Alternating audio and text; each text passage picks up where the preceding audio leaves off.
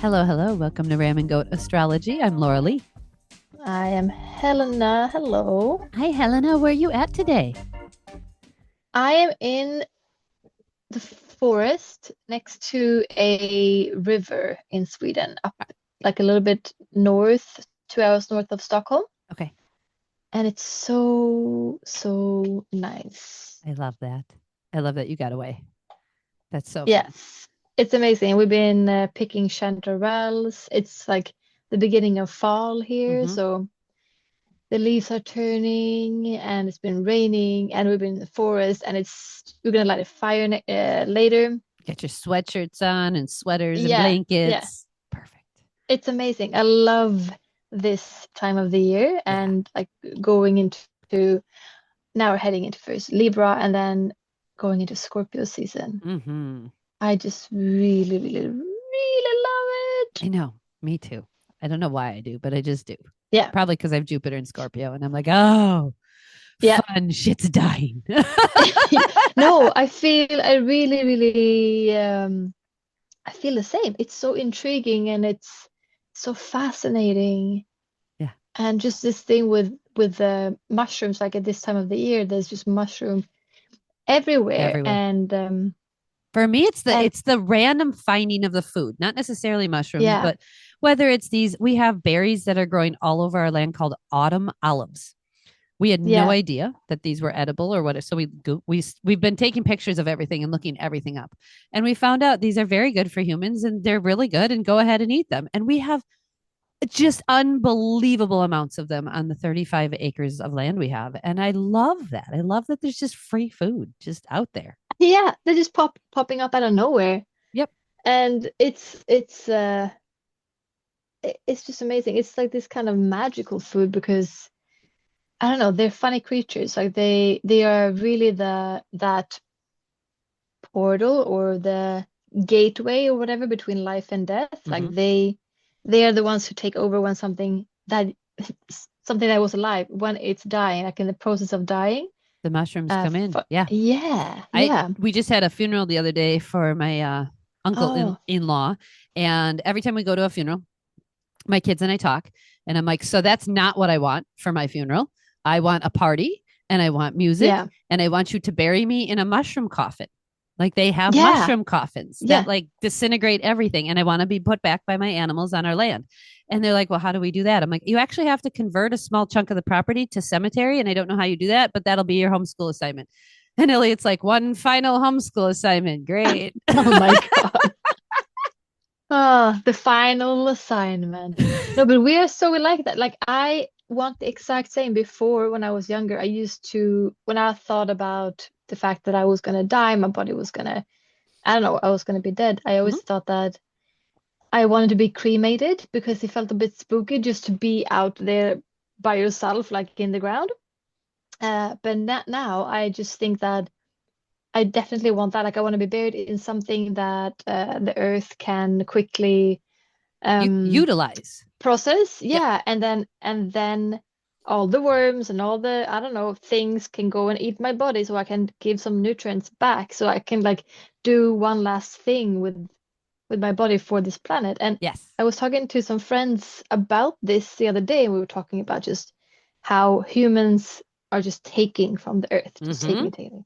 And I was saying, well, there was one person who was saying that we're making doing such a putting such a big footprint on this planet, like a Yeah. bad one, because we're just taking and taking and taking.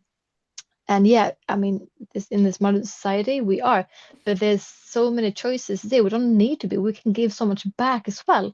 Yes. And we are supposed to live in symbiosis with nature. We are nature. Yeah. And that is like such a big part of it, just like dying, going back into the ground, like all the leaves are doing, like all the animals are doing. Yeah. We should do the same.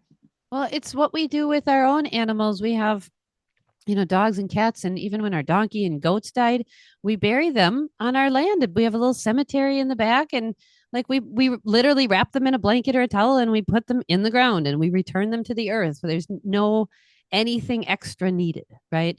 And I Yeah, learned about the energy consumption of how much energy it takes for a cremation. Like the amount of fuel and resources and energy it takes is the equivalent to drive your car from New York to Los Angeles 3 times. That's the Oh my amount of God. energy it requires for cremation of one person. I Think about wonder that. why. Yeah, I wonder why it's become such a big thing. But yeah, by the way, this is super eighth house Very, I Scorpio guess that, yeah, I guess that was topics. what we're jamming on today. Yeah, I was gonna say let's go there. It's yeah, It's that something I feels good. really think about a lot, as well as the footprint we leave on our society, the amount of resources. Even when we purchase something at the store and it's in a plastic container, I'm like, how can I reuse this? How can I give it Yeah, another life in some way, shape, or form? And my yeah. husband and I were just talking about this the other day. And our world has to have a massive paradigm shift around consumption, and it starts with things like holidays and this Mm, overconsumption of gifts and plastic wrapped things, and the ridiculous amount of consumption.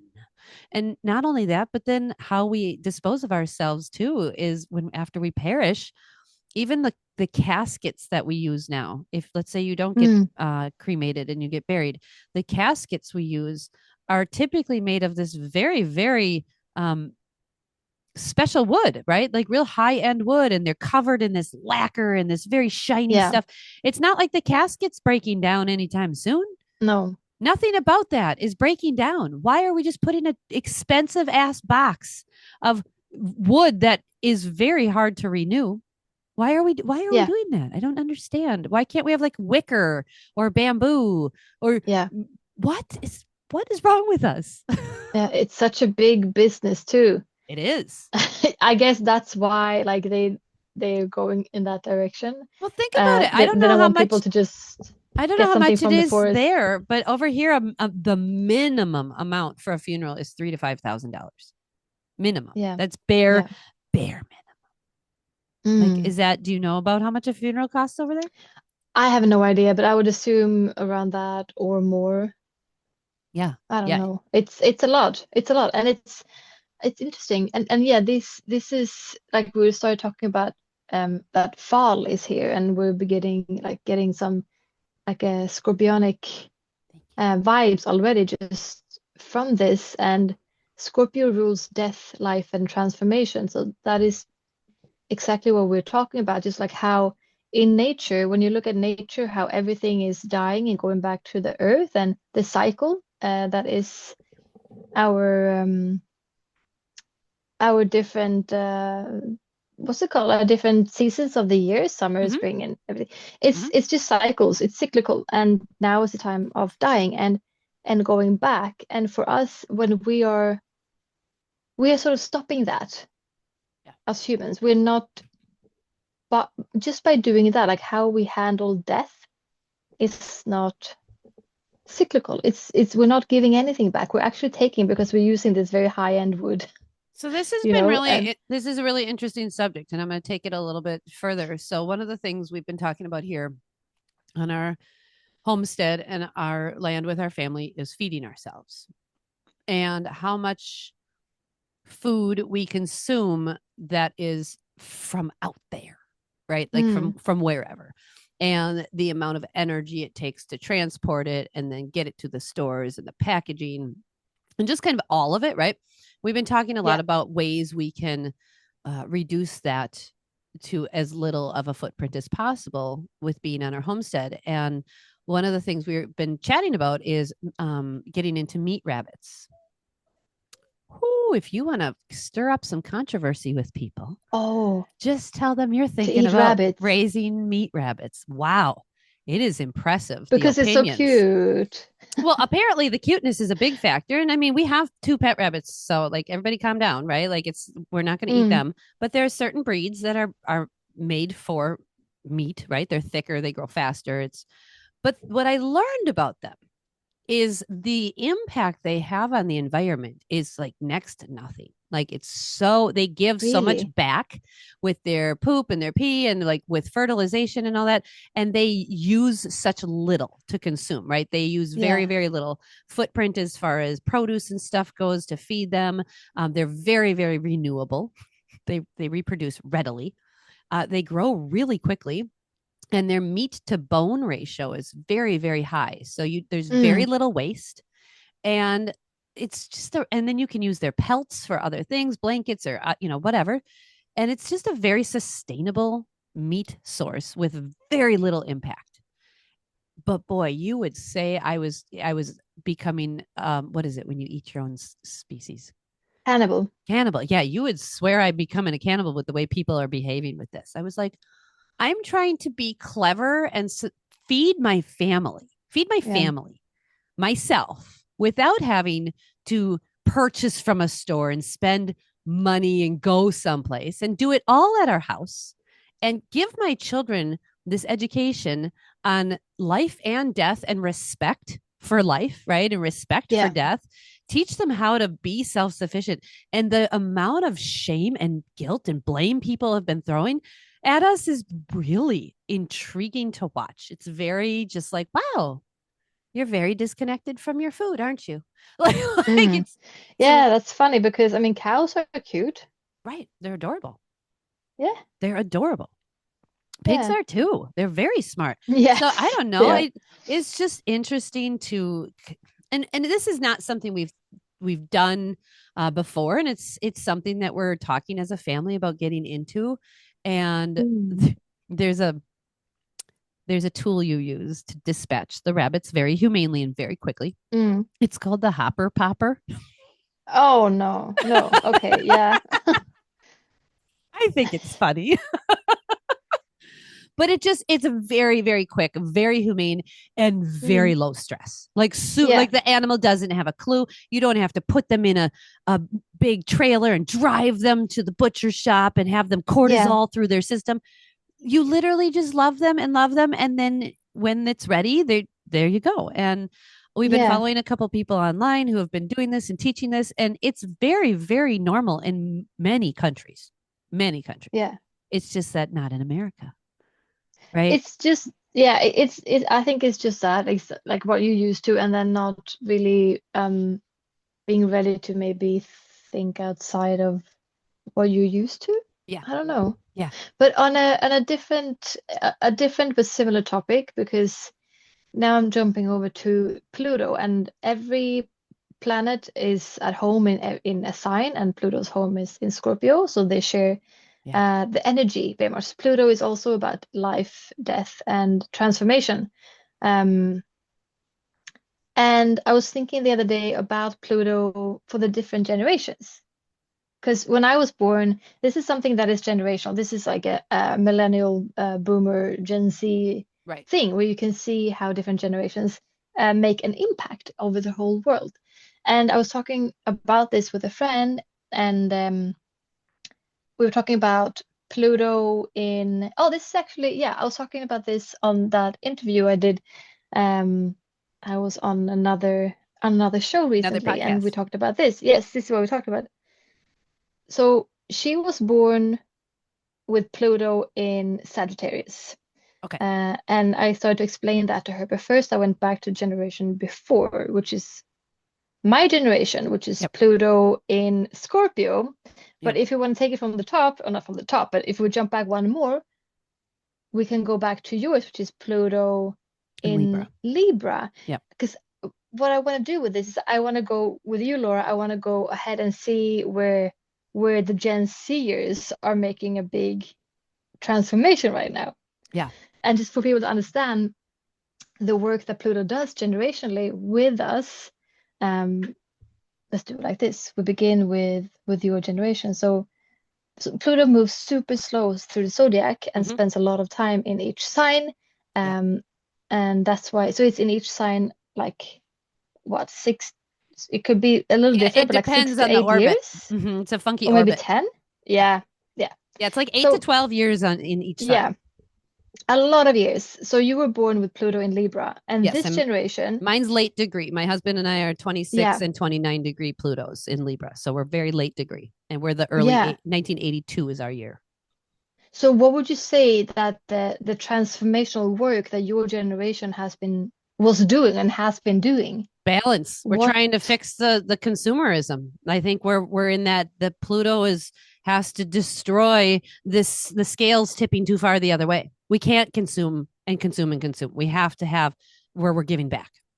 So I think that's our generation, is the giving back generation, and the balancing out the scales and creating a sense of justice and harmony and peace. But first you have to destroy the Mm. old paradigm in order to do it. You have to take that plutonic intense energy and be like, no, I actually am not going to be in that consumerism food system or the consumerism Christmas season or whatever. We're not going to be doing that. Mm. No, that scale is tipped too far and we have to bring it back. So, I mean, just for Yeah. example, we just had my nephew's birthday. He turned 8 on Wednesday, and they have a lot of things in their home and a lot of toys. And instead of that, we made him fresh baked bread and homemade peanut butter, homemade jelly, homemade cookies, and homemade fruit roll up. And that was his birthday gift. Yeah. So that's kind of in my mind, he didn't need any more toys. He didn't need any more stuff. He got all the toys and stuff from other people. And Mm. he needed something, a different perspective, a different paradigm. So that's how Yeah, we and do it. when I come to think about it, I think that that generation is the first one to to bring their kids up in a different way. Yeah. Because before this, I feel like it's been a quite stern atmosphere, like raising children. Yeah. But this is like the first one when actually it's been tipping over to the other side. Yeah. When would you agree that it's your generation that have started like the curling with the children Absolutely. because it's been going over to the other side, like wanting to find balance and peace? Respect. I'm literally, that's what my Yeah. husband and I were talking about yesterday. If you go to my reels on my TikTok reel, my last most recent reel was me literally having a meltdown yesterday morning about teenagers and lack of respect and the frustration I'm feeling with respect with screens and with chores and taking too much, taking and not giving enough. Literally, I was doing a Pluto Yeah. Libra rant about my teenagers and how I'm trying to teach them respect and balance and giving and taking equally. That was Yeah. that's funny. I didn't think about that. But there you That's go. literally my Yeah. whole reel. 3 minutes of me ranting about Pluto Libra. Mm-hmm. Yeah. And then Pluto went into Scorpio, Yeah. and that's my generation. And I feel like, so I'm born in 88. Mm-hmm. Um, and my generation has been very focused on taboo, Mm-hmm. on bringing up things that have been very taboo, like I don't know, like uh, I think like same sex mysticism. marriage or Yeah, like exactly. transgender or abortion topics or all of it.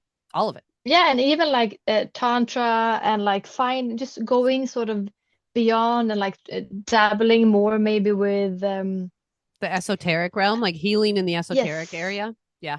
and everyone is going to therapy. And therapy is super scorpionic. So And Pluto it's in very Scorpio, normalized now. Very it's like normalized. my generation has normalized it for sure. Like everyone is working through their like the issues with their moms, their dads. This is what we're working on my generation. Mm-hmm. And so this is the work that Pluto in Scorpio was, and our generation has been working on that, like really going to the depth and trying to like looking behind the veil and Yeah, light up the secrets, get rid finding of the the shit. secrets. Yep. There's Yeah, even shows talking like about the crap. I watch a show, I cannot call think of it, it's like Long Lost Loved Ones or something, but it is a show specifically very scorpionic about finding loved ones that have been separated through adoption or, early in Yeah, life or whatever the situation is, and finding their birth father, their birth sisters, or whatever it is. The whole show is about that. I watch this show, yeah, I bawl my ass off. I cry and cry and cry watching the show, but it feels very Pluto, Scorpio energy of like, let's bring the dark shit and yeah, secrets up into the light, and let's absolutely. let's stop hiding Secrets. this. Yeah. Mm-hmm. Mm-hmm. Absolutely. And then Pluto moved over to Sagittarius, and that generation, I don't know exactly when it began, I will but look. that generation, I know a lot of people with Pluto in Sagittarius, and these are the people who have been diving more into like a spirituality, who has been transforming. and like normalizing, I would say, I guess, doing that heavy lifting work with spirituality, bringing that into our everyday life. The Also, the travelers. travelers. I was going to say van Yeah, life became a real big thing recently. And I think that's the Sagittarius Pluto people. That started in absolutely. January 95 until January 2008. Yeah. So that was a little Yeah. bit of a So longer one. yeah, traveling both physically and mentally, like doing like a lot of psychedelics, like look how that has been so normalized now. People do Very. that as a retreat. Like they you know, it's much more accessible. And this is a generation that has been so curious um around that. Well, around And everything. I feel like the yeah, curiosity to learn things again. People are, this true. generation is the one that comes to me a lot for like homesteading questions or, curious on how to live life Yeah. differently or how to live life outside of the rules. Sagittarius really does not like to be put into a box or have Yeah, specific rules on them. absolutely. And so philosophical as well. Mm-hmm. Yeah. And I also see them as like absolutely the ones who are bringing up and fighting for um uh fighting for our climate as well, because Yeah. I mean that feels very Sagittarius, you know, Very having future that. thinking. Future, like, where are we Yeah, shooting our arrow to? Well, we need to clean up the damn oceans. What the hell? yeah, Like, we need to stop with all of the, harmful chemicals in our food. Thank you very much. And what I love about that yeah, is this is the generation starting to have kids right now. And they're starting to recognize, oh, red 40 makes my kid's brain go crazy. Why is it in everything? Right. They're starting to really be very verbal and vocal and out there, which is very Sag, right? Hey, I'm here. yeah. Listen to me. Oh, that too. That too. So That's the big vocal. one. Just thinking about the elements, that Sagittarius is a fire sign, Yeah. and Pluto for them being here, and transforming how we can be loud. And I mean, actually, when you think about it, Sagittarius and traveling is very like social media thing, because in Very. social media you sort of travel every day, like when you're looking through your screen Yeah. and you just go from thing to thing, and you like you're learning about this, you're learning about that, and there's just so much information. Yeah. And this is also very Sagittarius. Yeah. Intense, which is Pluto, search for meaning and truth and understanding is Yeah, Sagittarius. yeah. So I think this generation was really the rise of the internet, the rise of the Mm, smartphone, the rise of the connectivity with the social medias and the what was it in 2009 is when I first got onto Facebook for the first time. I was in college. It was a college thing. So it was 2000, no, maybe 2008. 2008. Yep, it was right before I had Elliot. So 2008 is when Sagittarius Pluto energy happened and that's when I got into um or when it was happening, that's when I got into social yeah, media. Was right during that time. Yeah, yeah, interesting. And then the yeah, next generation after that is my kids, and I have 4 out of yeah. 5 that have Pluto and Cap, and they are stubborn.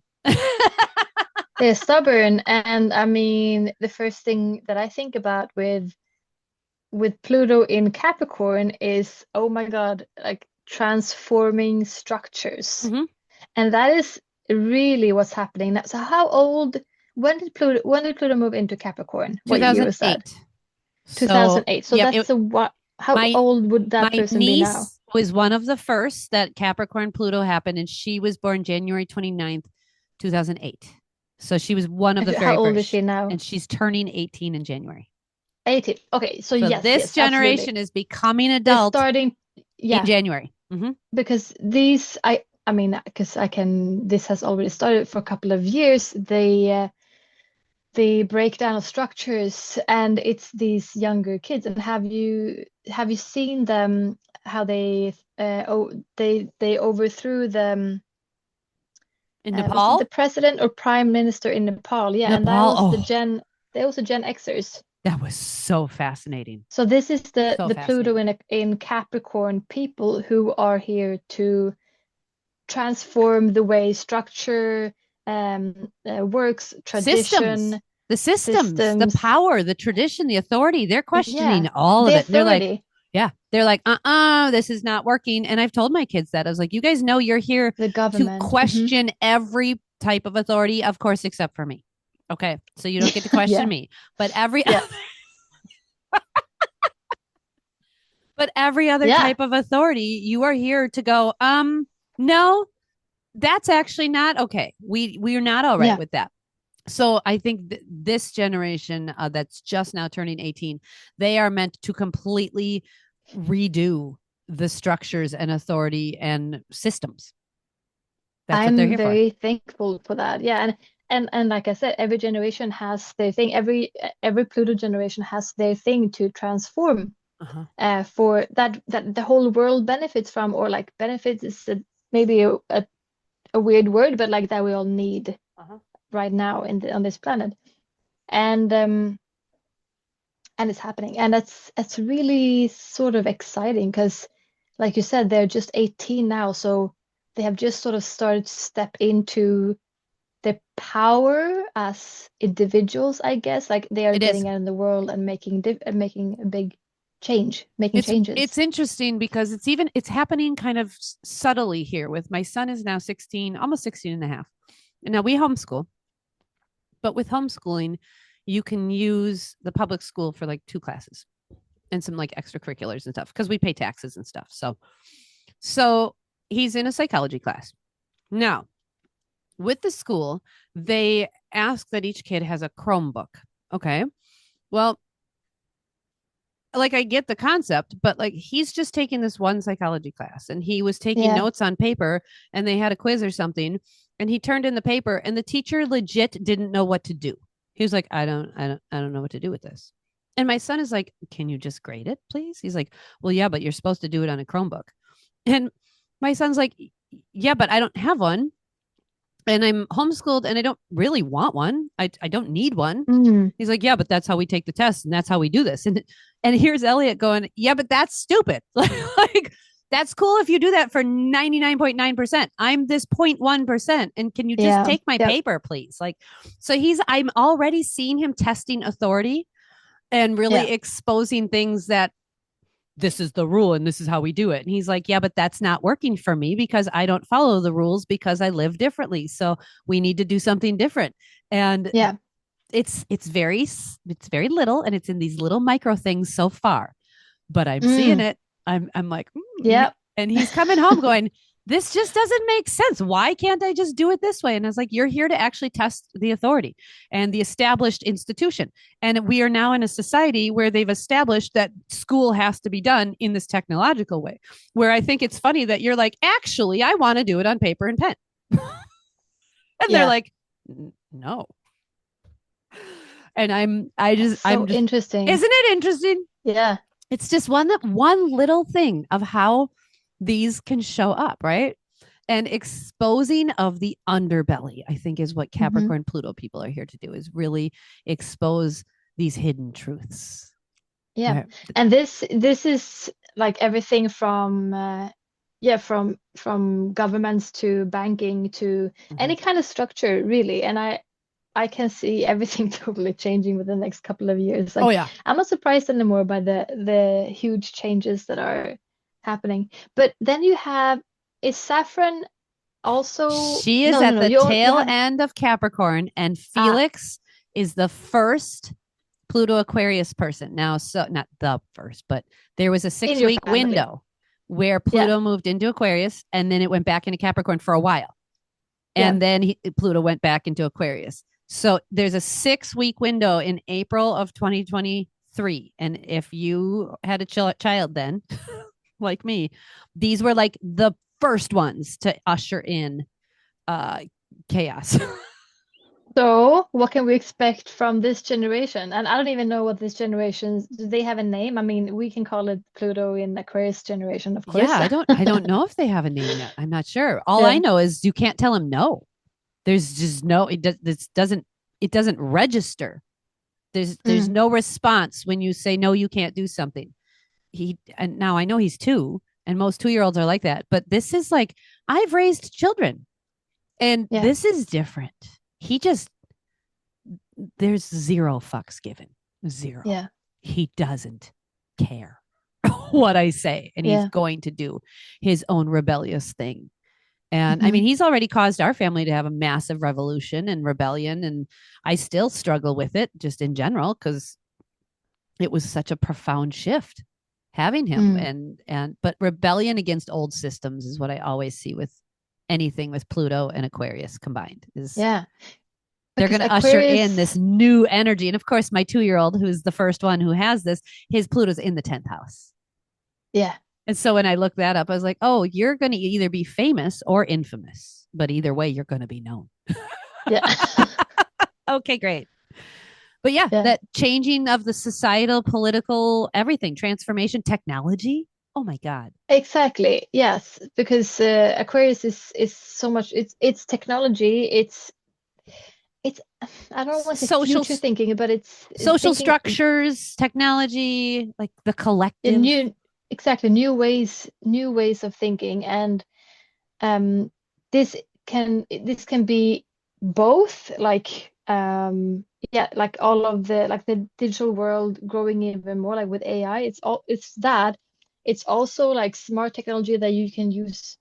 I mean, technology doesn't always have to be using a device. Mhm. Technology happens in nature as well. Like there's different types of technology. So, because first when I was thinking about this, I'm like, oh no, is it going to be like this crazy, world where everything's just robots walking around everywhere? Is that what they're going to do? But no, I mean, you can be, um, there's a whole, there's a whole way where you can use this kind of Aquarius energy, this kind of like um For good. renewing technology for good and using Like, using it within nature. And well, because aren't I we see seeing people that? so much, Aren't we seeing that yeah, going already? back, Like yeah, we're so already much going seeing back, people. I think it's the Sag generation too, the Pluto Sag that's doing this, yeah, and then the Pluto Aquarius generation is going to like take it over and grow it. But Aquarius and Sag have a lot of energetic harmony. They yeah, both really have this futuristic energy and this um, let's make things better and let's think outside any kind of very box. open minds, Right. very very open minds. So the Sag Aquarius energy is very harmonious together. And I think this next Pluto and Aquarius generation is going to take what the Sag Pluto generation is doing, which I'm seeing them come up with systems to clean the ocean. They've got these big, huge things that gather all the microplastics. They're coming up with enzymes that eat the plastics. There's just so much technology that is already being implemented by this lovely Sag generation that I think is going to hugely take off as soon Yeah, as these uh, next little ones get a little bit yeah, bigger. it's even hard for me to wrap my head around what a world will look like when these kids with Pluto and Aquarius, when they are like 18, 20. Oh my gosh, incomprehensible, literally No, yeah, yeah. incomprehensible. And I keep reminding myself of that I'm not meant to control him in any way. I'm meant to just support him. And I keep Mm. telling myself, like, just keep him alive, just keep him alive, keep him alive, Mm. keep him alive. And don't hinder him because he's an Aries sun, Aries Jupiter exactly conjunct in Pisces. So he's here to bring in all of the unique eclectic downloads. And then with that Mm. Pluto 10th house Aquarius, he's here to use those downloads that he gets from source or spirit or nature, or whatever, and transform society with them. And I'm excited to see what him and all of these other little new ones are doing. Now, Pluto's going to be in Aquarius for a while till 2044. That's a long That's, time. I mean, that's That's a long time to transform the collective. so by the Because time Pluto leaves Aquarius, my kid, who's one of the first, will be 20 years old. yeah, And they'll still be babies being born wow, with Pluto in Aquarius. But it was only wow, in Capricorn for like 8 years or 9, 13 years. Or yeah. it's different. It's different for each sign. That's very very interesting. And Aquarius, I mean, Aquarius is just also like about change, like disruptive energy. So yeah, it's incomprehensible to think about what they are gonna do.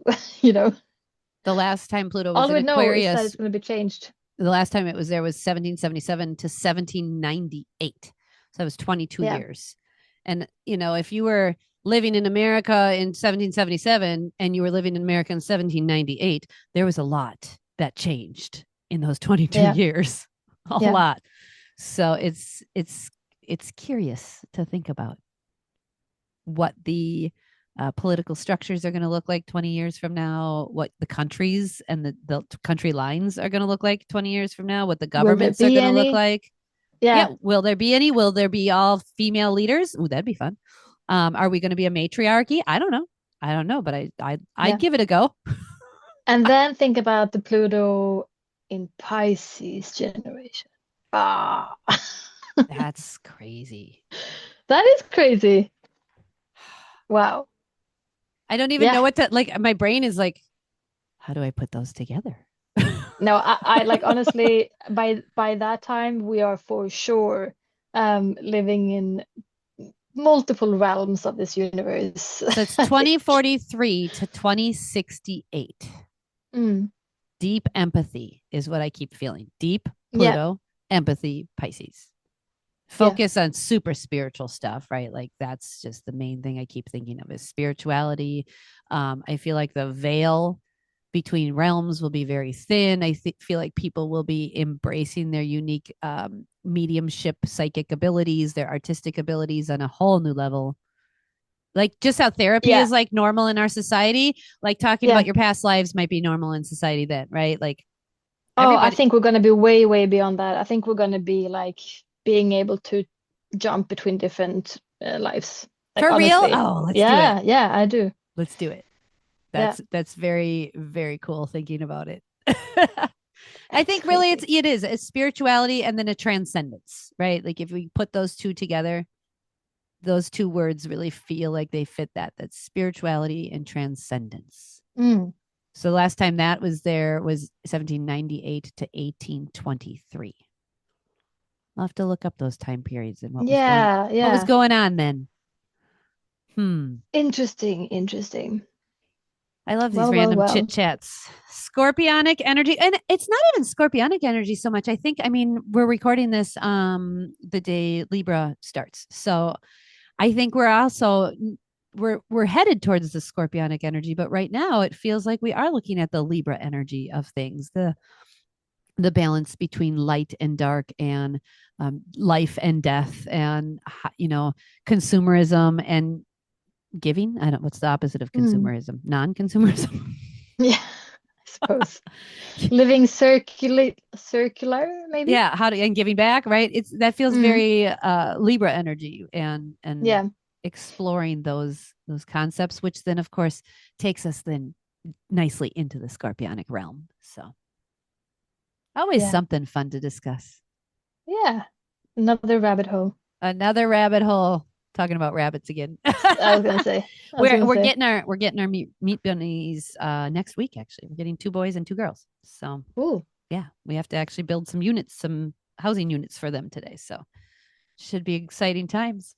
have fun. I think it'll be good. I've been talking to the kids about it, and we've been talking about the reality of it. Elliot watched a YouTube video where a guy showed everything, like how you dispense of the rabbit, how you skin it, how you like everything. And Elliot's like, "Wow, this is all right." Like, "Yep, he just did that." Okay, all right, we're watching Yeah. this. We're watching this. Okay, and he looks at me, and goes, "Mama, maybe just don't watch this video." And I was like, "That was sweet, thank you." But I am gonna have to really have my own moment of like, let's surrender Yeah. and have a transformation of the way I view my food and stuff too. Now, while I don't want to do the killing part, Elliot and Philip said they're good with that. Even Gertie was like, I think I could do that. I was like, you Scorpio. Yes, you could. Yeah. So it's that transformation we're all going through in some way, shape, or form, whether it's with your money, your relationships, your food. We're all going through a major transformation right now with all these retrogrades. That's for sure. Yeah. Well, I hope you enjoy the rest of your trip and your cozy retreat. Thank you. I sure will. We're gonna make some chanterelle pasta. Oh, that sounds Yeah, really good. it is Awesome. delicious. You have fun. All right. Thanks for listening, everybody. We'll see you next See you time. next week. Bye. Bye. Thank you so much for tuning in to RamGoatAstrology. We appreciate it more than you know. You can show your support financially by buying us a tea or a coffee. And be sure to share with a friend who needs this. Thanks so much. We appreciate you.